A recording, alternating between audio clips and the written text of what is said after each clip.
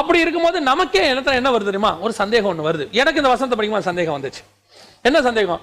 ஆண்டவரே இது ஒப்புமையா இப்ப எஸ்தர் சபைனா, ராஜா இயேசு கிறிஸ்துனா, கேட்பதை எல்லாம் கொடுப்பாருன்னா வசனமும் சொல்றது என் நாமத்தால் எவைகளை கேட்பீர்களோ பெற்றுக்கொள்வீங்கன்னு இருக்கு. அப்படி இருக்கும்போது நம்ம ஏன் கேட்க கூடாது? என்னென்ன ஆசீர்வாதங்கள் வேணுமோ எல்லாமே கேட்டுக்கலாமே. அப்படி இருக்கும்போது நம்ம ஏன் இதை கேட்க கூடாது?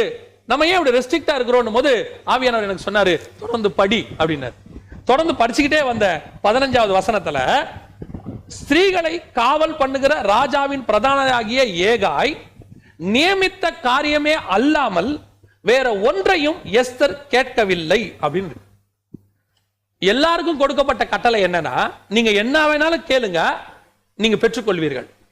ஆனா எஸ்தருடைய குணாதிசயம் என்னன்னா, அவங்க எல்லாம் கேட்டு பெற்றுக்கொள்வாங்க.